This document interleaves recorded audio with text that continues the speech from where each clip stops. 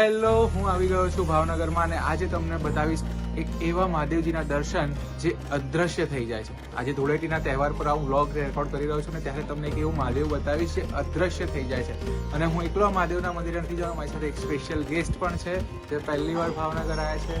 આમને તમે ઓળખો જ છો, તમે અમારી રીલ જોઈ હશે. ચલો, એ તૈયાર થઈ ગઈ છે, હું ફટાફટ તૈયાર થઈ જઈશ. ત્યાં સુધી તમે વેઇટ કરો અને ફટાફટ આપણે જઈશું એક જબરજસ્ત મહાદેવના દર્શન કરવા માટે. આ કયું મંદિર છે એના વિશે હું તમને બધું જ ડિટેલમાં આ મારા સૌથી પહેલા વ્લોગમાં કહીશ. આ જગ્યાનું મહત્વ શું છે, તેની પાછળની કઈ પૌરાણિક કથા છે, એ બધું જ કહીશ. આજે હું તમને જે મંદિરની વાત કરી રહ્યો છું એ આવેલું છે ભાવનગરથી ખૂબ જ નજીક, ભાવનગરથી માત્ર 30 કિલોમીટર દૂર. જે મિત્રો ભાવનગરના છે એમણે આ જગ્યા ગેસ કરી જ લીધી હશે. અહીં તમે પહોંચો એટલે રસ્તાની બંને બાજુ માર્કેટ દેખાય છે. લગભગ દરેક મંદિર જવાના રસ્તે હોય એવું જ માર્કેટ છે. અહીં તમે બેસી શકો છો, ચા નાસ્તો કરી શકો છો, ખરીદી કરી શકો છો. તો બસ હું આ પહોંચી ગયો છું એક મસ્ત મજાના દરિયા કિનારે અને આપણી સાથે ઉલ્કાબેન પણ આવી ગયા છે. ઉલ્કાબેન ચશ્મા પહેરીને તૈયાર થઈ ગયા છે. તમને જલ્દીથી મહાદેવ બતાવું છું એ પહેલાં થોડોક પાછળનો નજારો જોઈ લો. હા હા, જો આ મંદિર આવેલું છે દરિયાની વચ્ચે. સ્થાનિકોનું માનીએ તો કિનારાથી મંદિર સુધી લગભગ 1.5 કિલોમીટર જેટલું દરિયાની અંદર ચાલીને જવું પડે છે. અહીં ઘોડે સવારી જેવી એક્ટિવિટીઝ પણ ચાલે છે. સાથે નાના બાળકો હોય ને તો એમને મજા પડશે. દરિયા કિનારાની રેતીમાં આગળ વધો એટલે પ્રોપર દરિયો આવી જાય. આ ભીની જમીન તમને જે સ્ક્રીન પર દેખાઈ રહી છે એ એકચ્યુઅલી દરિયો છે.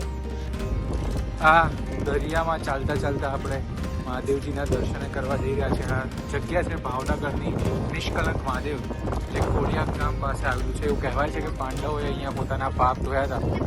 પાંડવોનું જે કલંક ઉતર્યું હતું એના કારણે અહીંયા કહેવાય નિષ્કલંક મહાદેવ.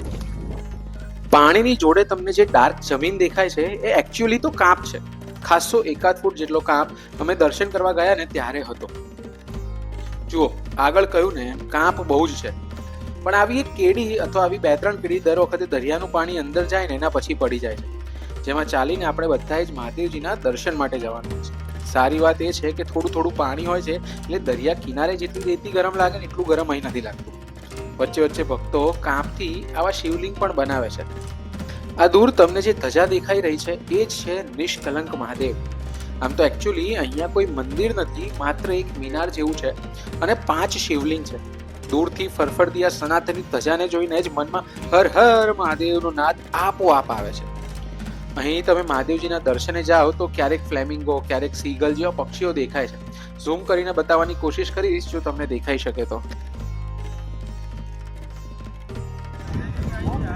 તમને મારી પાછળ જે દેખાય છે એ છે નિષ્કલંક મહાદેવનું મંદિર. આમ પ્રોપર કહેવા માટે અહીંયા કોઈ મંદિર નથી, દીવાદાંડી જેવી છે અને કોઈ નાનકડી દેરી છે. તમને નજીકથી દેરીના પણ દર્શન કરાવો એ પહેલાં જો કેટલી પબ્લિક આવી રહી છે. આજે ધૂળેટીના તહેવારે મેં આ બ્લોગ પહેલો મારો શૂટ કર્યો છે અને તમે જુઓ કેટલી પબ્લિક આવી છે.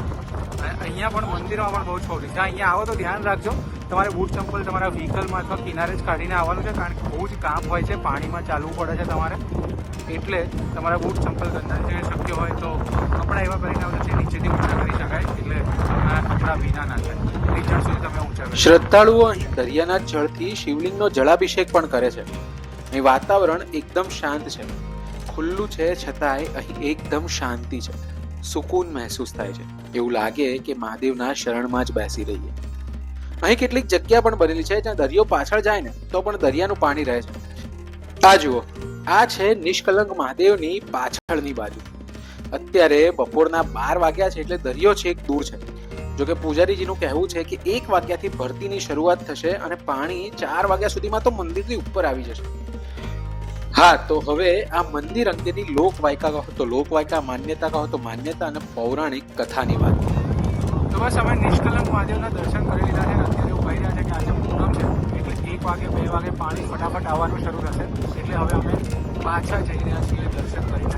જ્યાં વ્હીકલ પાર્ક કરે છે ત્યાં તમને પાછળ દેખાતું હશે મંદિરનું શિખર. એટલે અહીંયા બેઠા જે મહારાજ સાથે વાત કરી એમણે એવું કીધું, આખી વાર્તા તમને હું કહું કે પાંડવોએ જ્યારે કુરુક્ષેત્રનું યુદ્ધ કર્યું એના પછી એમને હત્યાનું કલંક લાગ્યું અને એ લોકો હિમાલય પર વાસ કરવા લાગ્યા. ત્યાં આગળ ભગવાને એમને એવું કીધું કે હજી તમારું કલંક પૂરું નથી થયું, કે હજી તમારો સ્વર્ગવાસ બાકી છે. કૃષ્ણ જોડે જાઓ અને તમારા કલંકનું નિરાકરણ કરો.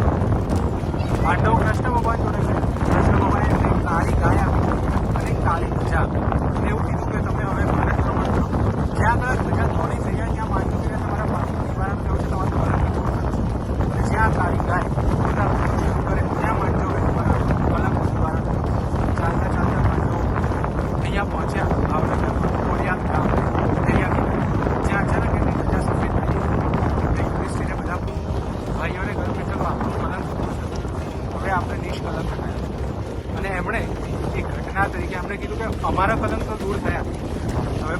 લોકોનું શું, એ લોકો પણ દર્શન કરીને પોતાના કલમ પૂર્ણ કરી શકે એટલા માટે અહીંયા એમણે 5 પાંડવોએ 5 શિવલિંગ સ્થાપ્યા અને નામ આપ્યું નિષ્કલંક મહાદેવ. જ્યાં આજે પણ આપણે બધા જ દર્શન કરીએ તો આપણા કલમ થઈ જવાની માન્યતા છે. એટલે અહીંયા 5 પાંડવોના 5 શિવલિંગ છે, જ્યાં તમે ફૂલ ચડાવી શકો છો, દર્શન કરીને જળ ચડાવી શકો છો. અને મહારાજ પણ બેઠા હોય છે જેમની પાસેથી વાત કરીને આપણે જાણી છે. એટલે જો તમે ભાવનગર આવતા હો કોઈ પણ મુલાકાત, નિષ્કલંક મહાદેવના દર્શન જરૂર કરજો. ભાવનગર શહેરથી 20 કિલોમીટર દૂર છે. બસ આવા જ વિડીયો જોવા માટે મારી યુટ્યુબ ચેનલને સબસ્ક્રાઇબ કરજો, લાઇક કરજો, કમેન્ટ કરજો.